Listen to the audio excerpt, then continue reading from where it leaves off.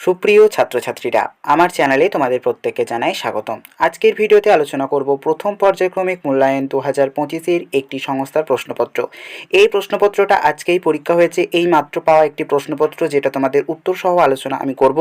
Class 6-এর বেঙ্গলির একটি প্রশ্ন, পূর্ণমান হলো 30, সময় হচ্ছে 60 মিনিট। দেখো, 1 নম্বরে রয়েছে সঠিক উত্তরটি নির্বাচন করে লেখো। কয়ে রয়েছে দেখো, ভর দুপুর কবিতায় দুপুরবেলায় লোকগুলো কি করছে? নৌকা চালাচ্ছে, খড়ের আটি বোঝাই করছে, না ঘুমোচ্ছে? উত্তর হচ্ছে ঘুমোচ্ছে। এমু পাখির বাসস্থান আন্দিজ, হিমালয়, আরাবল্লী পর্বতমালায়? উত্তর হচ্ছে আন্দিজ পর্বতমালায়। তারপরে হচ্ছে যেন বরফের সোনালি, রূপলি, গোলাপি কাপড় পরে রয়েছে? উত্তর হচ্ছে রূপলি কাপড় পরে রয়েছে। তার পরবর্তী প্রশ্ন রয়েছে, ক্যাস্টাং সাহেব বন্য জন্তুদের সঙ্গে থেকেছেন প্রায় 40 বছর, 50 বছর, 20 বছর? উত্তর হচ্ছে 40 বছর। পরবর্তী প্রশ্ন রয়েছে, গোপালচন্দ্র ভট্টাচার্য তার লেখা একটি গ্রন্থের নাম হলো পশু পাখির ভাষা, বাংলার কীটপতঙ্গ, নাকি নীল নির্জন? উত্তর হচ্ছে বাংলার কীটপতঙ্গ। তারপর রয়েছে দুই একটি কথায় উত্তর দাও। রয়েছে দেখো, আকন্দবাড়ি স্কুলের 5-7 মাইলের মধ্যে কোন সাগর আছে? উত্তর হচ্ছে তোমার বঙ্গোপসাগর। পাইন গাছ সাধারণত কোন অঞ্চলে দেখা যায়? পাইন গাছ সাধারণত পাহাড়ি অঞ্চলে দেখা যায়। মন ভালো করা কবিতাটি কার লেখা? এটি শক্তি চট্টোপাধ্যায়ের লেখা। তারপরে ঘরে রয়েছে দেখো, ঘাসফড়িং কবিতায় কবির ঘরের দরজার রং কেমন? সবুজে সবুজ। ইংয় রয়েছে, কুমোর পোকা দেখতে কেমন? কুমোর পোকা হচ্ছে পুরোটা মিস কালো এবং মোটার অংশটা হচ্ছে হলদে রঙের। তারপরে 3-এ রয়েছে, 2-3টি বাক্যে উত্তর দাও। 2 × 3 সমান হচ্ছে 6।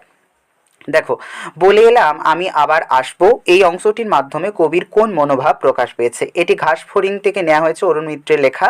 এখানে লেখক যখন সেই ছোট্ট ঘাসফড়িংয়ের সঙ্গে আত্মীয়তার সম্পর্ক গড়ে উঠেছিল, তখন তাকে ছেড়ে যাওয়ার সময় লেখক বলে এসেছিল যে সে আবার এই ভিজে ঘাসের ওপর আসবে এবং তার সঙ্গে আবার নতুন করে খেলা শুরু করবে।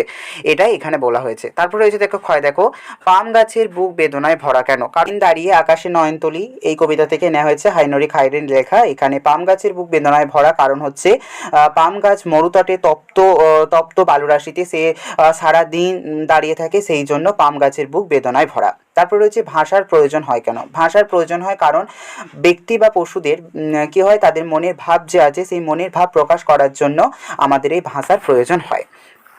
তারপরে রয়েছে দেখো, স্বপ্নে সে অনেক কিছুই জানতে পেরেছে। এখানে কার কথা বলা হয়েছে? এখানে তোমার শঙ্কর সেনাপতির কথা বলা হয়েছে, শঙ্করের কথা বলা হয়েছে।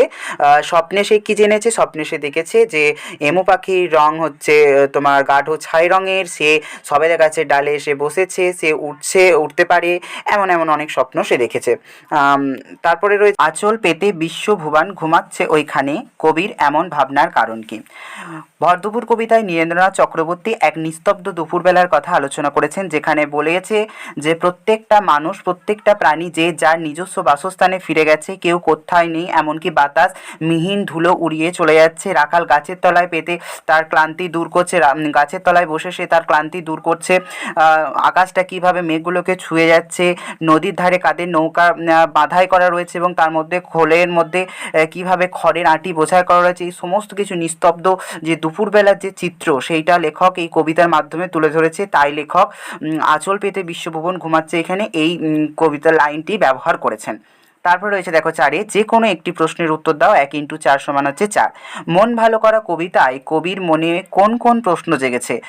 কবির মনে প্রশ্ন জেগেছে, শক্তি চট্টোপাধ্যায়ের মনে প্রশ্ন জেগেছে যে মাছরাঙাটির গায়ের মতন তার রংটা কেমন, মানে মন ভালো করা রোদ্দুরটা কেন মাছরাঙার গায়ের মতন, কেন তার রং খড় এবং শান্ত, কেন তার লাল হরিদ্রাব, এই সমস্ত কিছু প্রশ্ন তার মনের মধ্যে জেগে উঠেছে। তারপরে হচ্ছে, কুমোর পোকার বাসা বানানোর প্রক্রিয়াটি নিজের ভাষায় লেখো। কুমোর পোকা প্রথমত কি করে, একটা নির্দিষ্ট স্থান বেছে নেয়, তারপরে সেটাকে পুনঃ বিবেচনা করে এবং বারবার যাতায়াত করে সে রাস্তাটাকে চিনে নেয়। তারপরে তারা কাদামাটির সন্ধানে বের হয়। তারা সেখানে 40 থেকে 50 গজ দূরে কাদামাটির সন্ধানে করে। কোনো পুকুর বা জলাশয় থেকে এমন কাছাকাছি না পেলে তারা হয়তো 150 থেকে 200 গজ দূরে যায় এবং সেখান থেকে মাটি সংগ্রহ করে নিয়ে আসে এবং তার মুখের সাহায্যে মটর দানার মতন করে এবং তারপরে গাঁথনি তোলে 1.5 ইঞ্চি পর্যন্ত। তারপরে তার ভিতরে তার মুখ থেকে নিঃসৃত যে লালাটা রয়েছে, সেই লালাটা তারা বের করে দেয় এবং দেয়ালে চারিদিকে লাগিয়ে দেয় এবং তারপরে পর্যাপ্ত পরিমাণে খাদ্য সেই ঘরের ভিতরে রেখে কুঠুরিটাকে বন্ধ করে দেয়। ঠিক এইরকম থেকে 3 থেকে 4টি তারা কুঠুরি বানায়। এই হচ্ছে কুমোর পোকার বাসা বানানোর পদ্ধতি। তারপর রয়েছে দেখো 5-এ 2-1টি কথায় উত্তর দাও। 1 × 5 = 5। এটি হচ্ছে হযবরলা যে সহায়ক বইটা রয়েছে সেই বইটা থেকে নেওয়া হয়েছে সুকুমার রায়ের। দেখো হযবরলা বইটি কার লেখা? এটি হচ্ছে সুকুমার রায়ের লেখা। তারপরে ক্ষয় রয়েছে ঘাসের ওপর পড়ে থাকা রুমালটা কি হয়ে গেছিল? ঘাসের ওপর পড়ে থাকা রুমালটি বেড়াল হয়ে গেছিল। তারপরে বেড়ালের মতে তিব্বতে যাওয়ার সিধে পথটি কি? প্রথমে এটা হচ্ছে কলকাতা, কলকাতা থেকে ডায়মন্ড হারবার, ডায়মন্ড হারবার থেকে রানাঘাট, রানাঘাট থেকে সোজা তিব্বতে। তারপরে ঘরে রয়েছে কোত্থেকে কে জিজ্ঞেস করেছিল 7 দুগুণে কত হয়? এটি হচ্ছে তোমার কাক সুকুমার রায়কে জিজ্ঞেস করেছিল, মানে শ্রী কাকেশ্বর কুচকুচে। তারপরে রয়েছে কই হিসাবটা হলো, কে কাকে কথা বলেছিল? এ কথা হচ্ছে বুধ তোমার শ্রী কাকেশ্বর কুচকুচেকে এই প্রশ্নটি বলেছিল। তারপরে দেখো ঠিক কোনটি? নি যুক্ত অতিশয় সমান হচ্ছে নিরতিশয়। নিরতিশয় এই প্রথমেরটাই হচ্ছে সঠিক উত্তর। তারপরে রয়েছে দেখো সন্ধি বিচ্ছেদ দুর্ধর্ষ, দুহ যুক্ত ধর্ষ সমান হচ্ছে দুর্ধর্ষ, মানে এখানে বিসর্গটা রেপ রূপে মানে হচ্ছে আর কি, পরিণত হচ্ছে। তারপরে দেখো মনশ্চক্ষু, মানে মনশ্চক্ষু রয়েছে, মন যুক্ত চক্ষু সমান হচ্ছে মনশ্চক্ষু। গয়ে রয়েছে দেখো মৌলিক শব্দের আরেক নাম কি? মৌলিক শব্দের আরেক নাম হচ্ছে সিদ্ধ শব্দ। ঠিক আছে, মানে মৌলিক শব্দ কাকে বলছি? যে শব্দকে আমরা ভাঙতে পারি না, আবার ভাঙতে পারলেও তার এই ক্ষুদ্র ক্ষুদ্র যে অংশগুলো রয়েছে তার কোনো অর্থ পাই না। যেমন মৌলিক শব্দের একটি উদাহরণ হাত হতে পারে, পা হতে পারে, 1 2 এগুলো সমস্ত কিছুই কিন্তু মৌলিক শব্দ। তারপরে দেখো মৃগ শব্দটির ব্যুৎপত্তিগত অর্থ বনের পশু। এটা অবশ্যই ঠিক, মৃগ শব্দের অর্থ হচ্ছে বনের পশু, মানে সমস্ত ধরনের বনের পশুকে মৃগ বলা হতো আগে, কিন্তু এখন মৃগ মানে হরিণকেই বলা হয়। তারপর ইংরাজি রয়েছে দেখো ছেলেরা, বলছে ছেলেরা ড্যাশ আসার অনুষ্ঠানটি করলো। প্রদত্ত এই সংখ্যাবাচক শব্দটি পূরণবাচকে রূপ দিতে বলছে। ঠিক আছে, এই যে 4 রয়েছে তাহলে চতুর্থ বা 4ই আষাঢ় বা চৌঠা আষাঢ় অনুষ্ঠানটি করলো, ছেলেরা চৌঠা আষাঢ় অনুষ্ঠানটি করলো। তারপরে রয়েছে দেখো মানে 4 হচ্ছে সংখ্যাবাচক, এটা পূরণবাচকে হলো চৌঠা।